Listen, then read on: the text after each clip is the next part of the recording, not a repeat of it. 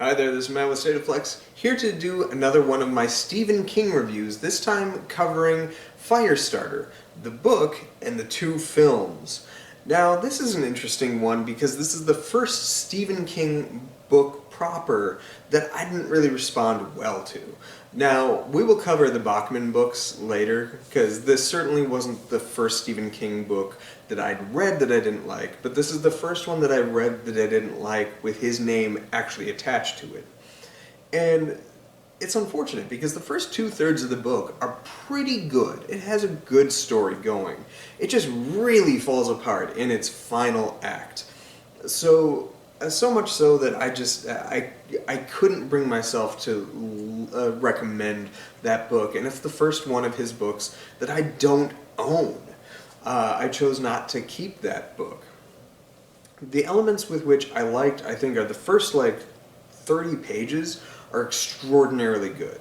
I like the relationship built with the father and the daughter, and the father's wife, so I guess the mother. That was interesting too, and how they both have this unique ability that seemed to coalesce in this fire-starting girl. All of that stuff is really complex and interesting. The villain of the piece is incredibly one-note, and disappointingly so, coming off of some of Stephen King's other works, particularly in The Dead Zone, where he would have, there are multitudinous villains in that story that are really interesting, as well as obviously Randall Flagg, which I've already talked about. And we'll probably cover Dead Zone either next or two reviews from now, because I do have thoughts on that one. But the villain in this one just did not cut it for me. It seemed very by the numbers, stakes-wise. And were it not to have such a strong fantasy element to it, which a lot of Stephen King's horror novels seem to have, this feels like a Bachman book, in the sense that it just doesn't have that added oomph that really elevates his work that he usually attaches his name on. The villains of the Bachman books as well tend to be a little more one-note, a la the villain of this one, so dismissible I can't even remember the name.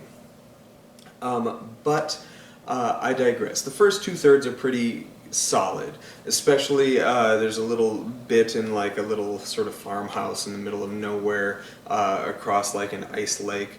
That stuff kind of works, but it's around the point of capture at that point that the book just kind of dovetails into a really bland ending with a surprise death that just didn't work for me, and it's not good.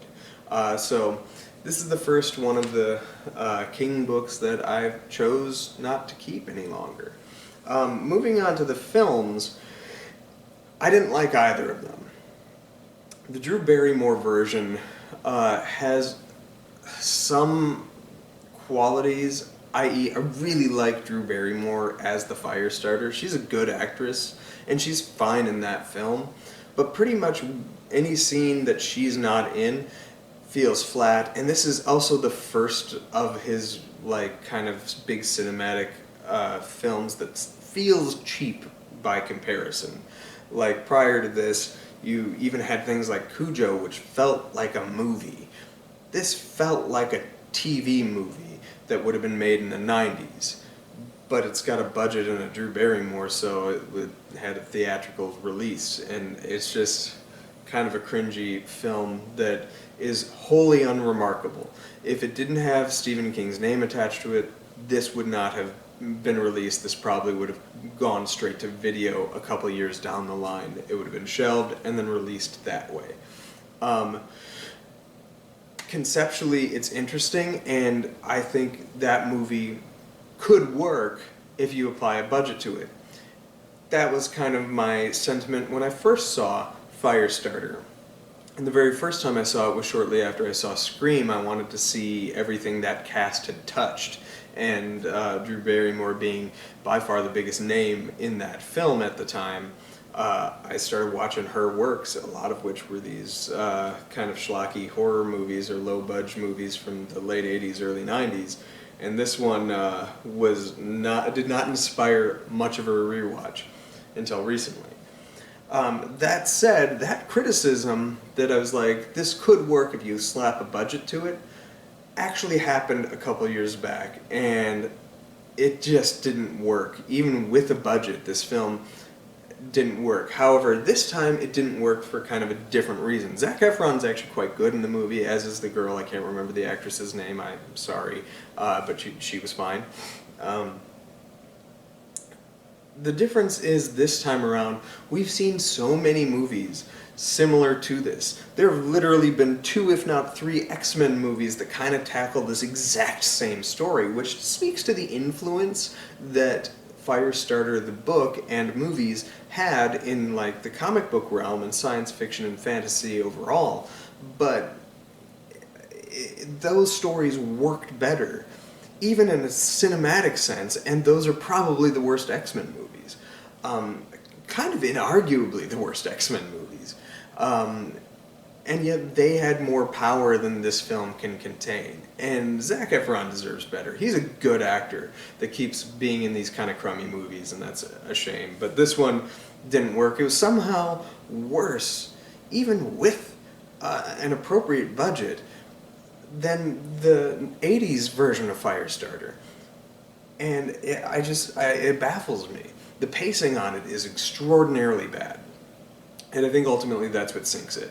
The effects look good and much more convincing than the other one, and it tethers certain aspects to it from the book that were absent in the 80s rendition. But largely, these are 3 dismissible works, remarkable only for the Stephen King of it all, the Drew Barrymore of it all, or the Zac Efron of it all.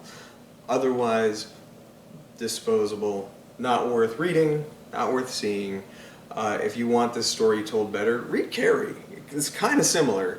Or if you want it, that's if you're a King fan. If you are a fan of the Pyrotechnic or Telekinetic Girl, read the Dark Phoenix Saga in the X-Men comics, or see the admittedly pretty bad movies of the Dark Phoenix Saga. Actually, they kind of did it best in the X-Men cartoon from the 90s, so watch that. Those are on Disney+. So that's my Firestarter review. Watch the Dark Phoenix Saga on Disney+, from the original X-Men TV show of the 90s. Thanks for watching. Like, subscribe. Let me know what you thought of these works in the comments down below. Thanks for watching. Peace.